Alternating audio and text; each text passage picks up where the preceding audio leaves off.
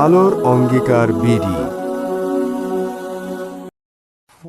আসসালামু আলাইকুম ওরহমতুল্লাহি ওবরাকাতুহু। প্রিয় ভাই বোনেরা, আলহামদুলিল্লাহ, আজ আমি আপনাদের সামনে এমন একটি ছোট্ট আমল নিয়ে কথা বলতে চাই, যা মাত্র একটি শব্দ, কিন্তু এই একটি শব্দের মধ্যেই লুকিয়ে আছে দুনিয়া ও আখিরাতের অফুরন্ত বরকত, শান্তি আর সফলতার চাবি। আল্লাহ তাআলা আমাদেরকে এই দুনিয়াতে পরীক্ষার জন্য পাঠিয়েছেন। সমস্যা, কষ্ট, দুশ্চিন্তা এগুলো আমাদের জীবনের অংশ। কিন্তু এই সব কিছুর মাঝেও সুখী, প্রশান্ত ও সফল থাকার একটা সহজ পথ আল্লাহ আমাদের দেখিয়ে দিয়েছেন। আর সেই পথের সবচেয়ে বড় চাবিকাঠি হল আস্তাগফিরুল্লাহ। আজ শুধু এই একটি শব্দ নিয়েই আমরা কথা বলবো। ধৈর্য ধরে শুনুন, ইনশাআল্লাহ আপনার জীবনের অনেক কিছু বদলে যাবে। আজকের এই ভিডিওটি যদি আপনি সম্পূর্ণটা ধৈর্য ধরে শুনতে পারেন, তাহলে আমি ওয়াদা করছি জীবনে কারো মুখাপেক্ষী হতে হবে না। আমি আজকে একটি মাত্র শব্দের ব্যাপারে কথা বলবো, যা আপনার এই জীবন তো বটেই, আখেরাতের জীবনকেও এমনভাবে সুন্দর করে তুলবে, যা এতদিন শুধু আপনার মনের বাসনা ছিল। এই জীবন মানেই হচ্ছে একটি যুদ্ধক্ষেত্র। আমরা কোনো না কোনো সমস্যায় জর্জরিত থাকি। আর এমনটি হওয়ার পিছনে একটি বড় কারণ হচ্ছে আল্লাহ আমাদেরকে এই পৃথিবীতে পরীক্ষার জন্য পাঠিয়েছেন। কিন্তু পরীক্ষার মাঝে কিভাবে সুখে আর আনন্দে আমরা থাকতে পারি এবং তার সাথে আখিরাতের জীবনটিকেও সফল করে নিতে পারি, সেই পথ আল্লাহ আমাদের দেখিয়ে দিয়েছেন। আর অপরদিকে এই পথকে শয়তান আমাদের মনে এতই নগণ্য করে রেখেছে যে আমরা কোনোদিন চিন্তাই করি না বা কখনো ভাবিই না যে এই ছোট্ট সামান্য একটি কাজ, যেটাকে আমরা এত ছোট মনে করছি, সেটি আল্লাহর কাছে কতটা প্রিয়। সেই একটি শব্দ যা খুব ছোট হলেও সফলতার চাবিকাঠি। আর সেই শব্দটি হচ্ছে আস্তাগফিরুল্লাহ, আস্তাগফিরুল্লাহ, আস্তাগফিরুল্লাহ। একটু থামুন আর একটু সময় দিয়ে পুরো কথাটি শুনুন। ধরুন আস্তাগফিরুল্লাহ এই শব্দটি আপনার আনন্দের সবগুলো তালা খোলার চাবিকাঠি। এটা কখন আর কিভাবে ব্যবহার করবেন, কতবার পড়বেন, কতবার পড়লে কিভাবে সফলতা পাবেন, বা ধরুন এই আমল আপনি করছেন কিন্তু সফলতা পাননি, এই সবগুলো নিয়েই সংক্ষিপ্ত আলোচনা করব। একটু ধৈর্য ধরে শুনুন। আচ্ছা, ধরুন আপনি পানি গরম করছেন, আর বিজ্ঞান আমাদের বলে পানি ৯৯ ডিগ্রির তাপ পর্যন্ত গরম অবস্থায় থাকে, কিন্তু যখনই তাপ ১০০ ডিগ্রিতে পৌঁছাবে পানি বাষ্প হয়ে যাবে। হয়তো আপনি পানিকে বাষ্পে পরিণত করার পর্যন্ত যে তাপ বা শক্তি দরকার সেটি ছুঁতে পারছেন না বলেই আপনার মনের বাসনা, আপনার স্বপ্নগুলো স্বপ্নই থেকে গিয়েছে, বাস্তবে রূপ নিতে পারেনি। আগে আমরা জেনে নেই আসলে আস্তাগফিরুল্লাহ পড়লে কি হয়, তারপর শেষে আমরা জানব কতটুকু পড়লে আমরা সেই শক্তি তৈরি করতে পারব, যে শক্তির মাধ্যমে আপনি আপনার স্বপ্নগুলোকে বাস্তবে রূপ দিতে পারবেন। আমি মাত্র একটি ছোট্ট গল্প বলবো, এতেই আপনি বুঝে নিতে পারবেন আস্তাগফিরুল্লাহ শব্দের শক্তি কতটুকু। প্রথম গল্পটি হচ্ছে ৪ জন ইমামের মাঝে একজন ইমাম, ইমাম শাফি রাহিমাহুল্লার ব্যাপারে। একদিন উনি নিজ শহর থেকে ভ্রমণে যান। উনি ওই শহরে পৌঁছান এমন এক সময় যখন রাত্রি নেমে আসে। তিনি একটি মসজিদে এশার নামাজ আদায় করেন।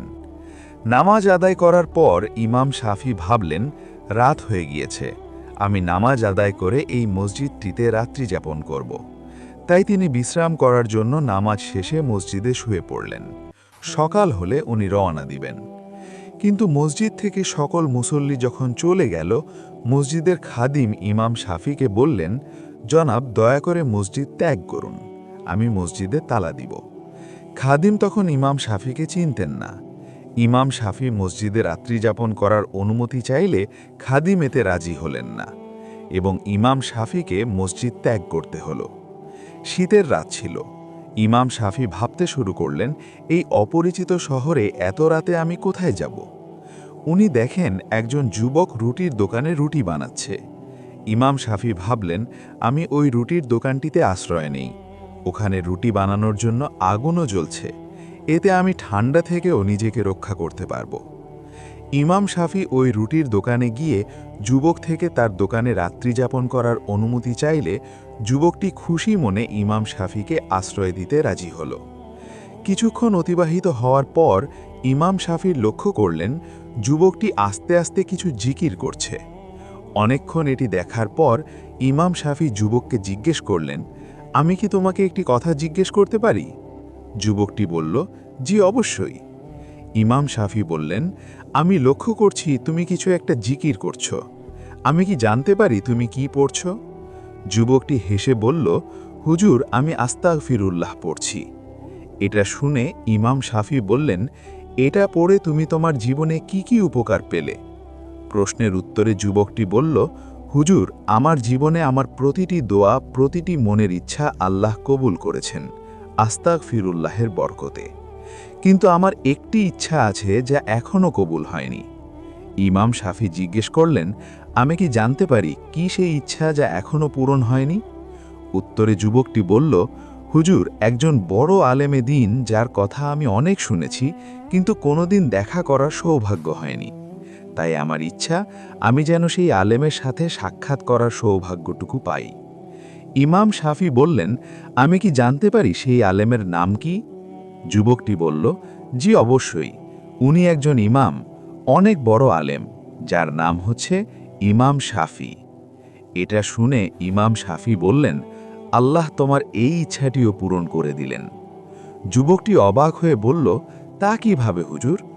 উত্তরে তিনি বললেন, আমি ইমাম শাফি, আর তোমার আস্তাগফিরুল্লাহ পড়ার বরকত আর শক্তিতে আল্লাহ তোমার দরজা পর্যন্ত পৌঁছে দিলেন। যুবকটি আবেগ আপ্লুত হয়ে আবারও আস্তাগফিরুল্লাহের গোপন শক্তি ও রহস্যের সাক্ষী হল।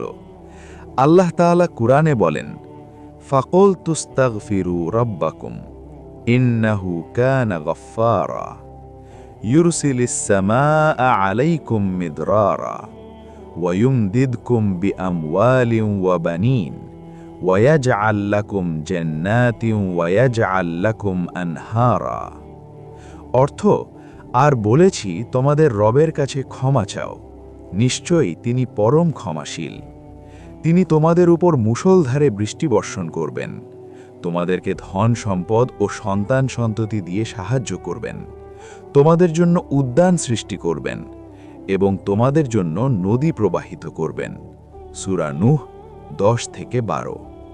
তাই আমার প্রিয় ভাই ও বোনেরা, আজ থেকে প্রতিজ্ঞা করুন জীবনের সকল সমস্যার সমাধান এই আস্তাগফিরুল্লাহ পড়ার মাধ্যমে খুঁজব। আর বিশ্বাস করুন, আল্লাহ আপনার বিপদ আপদ, রোগ বালাই, আর্থিক কষ্ট বা আপনার যে সমস্যায় থাকুক না কেন, সেটিকে দূর করে আপনার মানসিক শান্তি সহকারে এক নতুন জীবন উপহার দেবেন।